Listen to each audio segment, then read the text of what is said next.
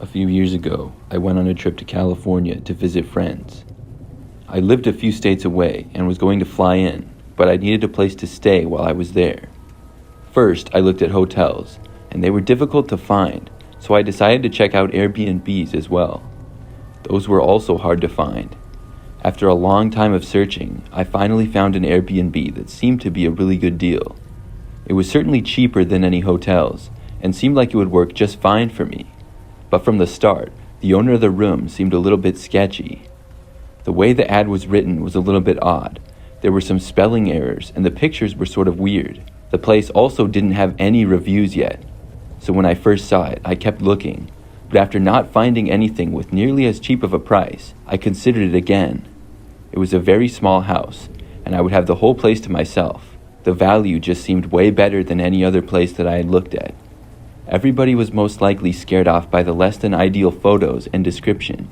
After all, most of the listings you see on Airbnb look to be professionally photographed and well written. Plus, there was no reviews yet, so I decided to just go for it. Having a whole place to myself would be really nice, as opposed to just having a small room or staying in somebody's basement. I reserved the place and was slightly nervous for it, but more excited to go to California and visit my friends. When the time came, after my flight, I took a Lyft to the location. It was towards the end of a quieter street and seemed to have a decent-sized yard. I had instructions on where the key was, which was hidden in the backyard. After I got it, I went inside the house. It was pretty much just how it looked online, and I was feeling good about it. The place was very small, but good enough for me, and I was proud of myself for getting such a great deal. It was one level and didn't have an upstairs or basement. There was just a kitchen, a living room, one bedroom, and a bathroom. I was in the house for a little bit and then left to meet up with my friends. I hung out with them for basically the rest of the night. Later that evening, I returned to my small Airbnb at probably about 10 p.m. When I got inside, I started to get ready for bed. I was really tired, and within maybe 10 minutes, I was about to get into the bed. I turned out all of the lights in the small house and was making my way over to the bedroom. That's when I saw what looked like somebody walking past the window in the backyard. It really took me by surprise, and I stopped walking and looked. But by that time, the person was now out of my view. In the backyard, it was very dark. The only reason that I had seen the person at all was because I had turned all the lights inside off. I didn't get a good look at them, but it seemed to be a man. I walked over to the window and looked out, but by now saw nobody. After that, I went over a couple of other windows and looked out, but also saw nothing. I decided to try to go to bed now, although I wasn't quite as tired anymore. When I got into the bedroom, though, I saw the man again. Once more, I didn't get a good look at him at all. He briefly moved past the window, which wasn't very big. Now I knew somebody was prowling around out there, and I was really concerned. I went back into the living room and looked out of that window. When I didn't see anything, I went all around to the other windows. There were no shades or blinds for the windows at all, which was too bad. I wanted to cover them. The windows were not very big, but I just didn't want whoever was walking around to be able to get in or see inside. I made sure the door was locked and then stayed up for a little while. When I didn't see anything for like 30 minutes, I finally got tired again and went back to the bedroom. I got in bed and tried to just ignore the bad feeling that I had. I really wanted to get some sleep. Whoever was out there didn't try to get in or anything, so I was telling myself that I would be okay. I laid in bed for no more than 5 minutes before I started to feel very paranoid. I opened my eyes and looked up. When I did, I saw there was a man staring right in the window. This time, I got a good look at his face. When he saw me, he ducked straight down after like a second. He looked really familiar to me though. For a few seconds, I didn't know where I had seen him. Then I remembered. I ran into the small hallway, which was the only area with no windows. I went on my phone and onto the Airbnb app. That's when I realized that the man in the window was the owner of the Airbnb. He had been staring into the window, watching me try to sleep. I wanted to get out of there. I knew that he likely had keys. After all, he owned the place. I packed up all of my things right then and there and left. When I left the house, I ran for my car, but didn't see or hear the guy. Then I drove to a random parking lot and tried to find a hotel for the night. I had to drive a ways away and also pay more than I wanted to, but I got lucky and was able to find a hotel room. I also reported the man to Airbnb. When I sent him a message about it, he completely denied everything. After that, I never used Airbnb again.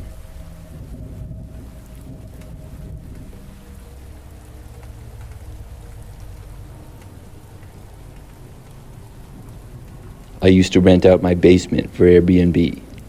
I own a 2-story house that has a decent-sized finished basement. A few years back, I had the idea to rent out the basement to make some extra money. The house is way more space than I needed at the time, and it was a bit of an investment. I thought that the basement would be a good place to rent because it was separated from the rest of the house.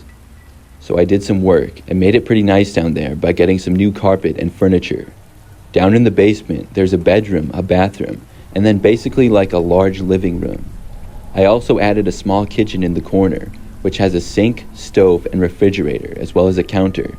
When everything was completed, I took some pictures and listed it on Airbnb. Because I live only about 5 minutes away from a major city, I knew that people would be wanting to stay in the area. And sure enough, I started to get guests. When people would stay there, I wouldn't even really notice them, because I set up a smart lock on the door leading to the basement. They would arrive after check-in time, and after checkout time, I would go down and clean it. I would also restock some of the things I left for guests, like water bottles in the fridge. My basement had really good reviews, and I was happy about it. Most of the people who stayed there were really nice as well. I didn't meet many of them in person at all, but the few that I did were great. So one time, I had a guy rent my basement for a night. Everything started out normal, and it was just like any other person.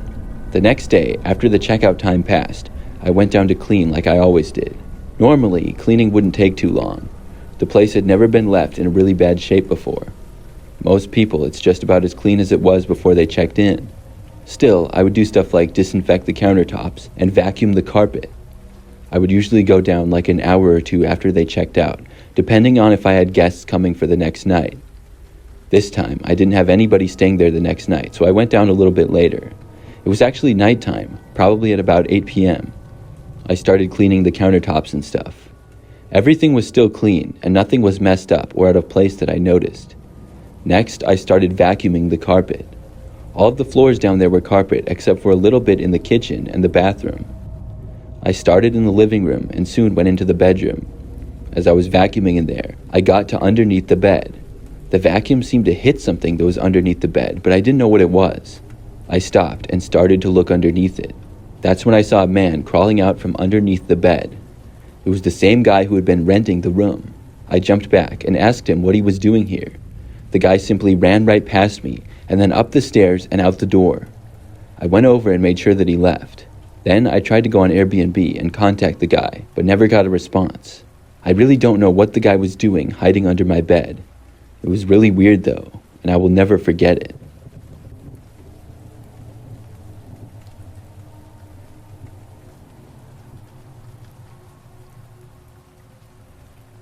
Last year, I got an Airbnb in the woods.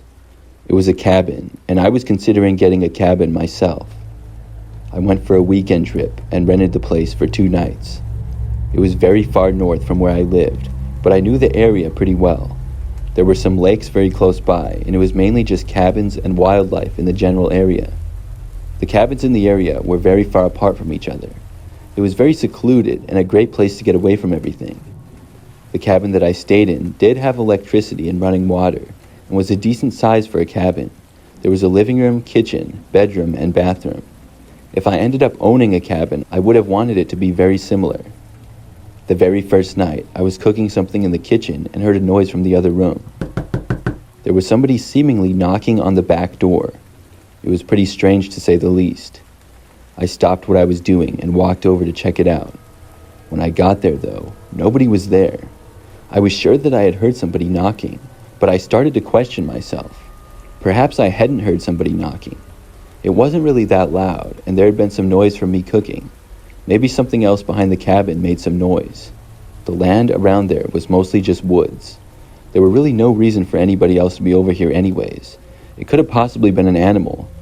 I figured it was nothing and went back to cooking, and everything went well for the next hour or so.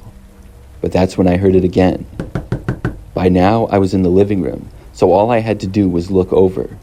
The back door where it was coming from was only like 15 feet away from me, but when I looked, I couldn't really see anything because of how dark it was outside. I got up and then walked over to the door. That's when I was sure that for a second, I saw somebody running away. I couldn't tell who they were or anything. I couldn't even tell if it was a man or a woman, just that somebody was running off. I opened up the door slightly and heard whoever it was now running through the woods, but I couldn't see them at all. The trees and leaves rustled as the person got deeper in. Somebody was messing with me or something. I had no clue who would do this or why, though. This was an Airbnb in basically the middle of the woods, far away from anyone else. I was pretty creeped out now. I made sure that the doors were locked and stuff. After a while of nothing happening that night, though, I went to bed. I got to sleep just fine, but woke up sometime in the night. What woke me up was the sound of somebody screaming. They weren't saying anything, but just screaming. It sounded like once again they were behind the cabin. It was extremely loud, and I got up to walk closer to it. When I got to the back door, it sounded like the person was less than 10 feet away. I carefully looked outside. When I was looking out the window, at first I saw nothing at all. The noise was coming from to the right, but I couldn't see them from where I was. As I was looking out still, just a few seconds later, the person suddenly came right into my sight. They walked right up to the back door. It was an insane-looking man. His eyes were really wide as he came right up to the door and then knocked on it. Then he kept screaming. I jumped back and got my phone and called for the police. Then I went into the bedroom and tried to ignore it. The police would take a while to get there because of where we were. The man stopped and seemed to go back into the woods about 10 minutes later, and then the police got there about another 10 minutes after that. By then, the man was gone, and I could just tell the police what had happened. They looked around a little bit, but I'm not sure where the guy went. I ended up leaving the next morning, but luckily, the guy didn't come back in the time that I was there.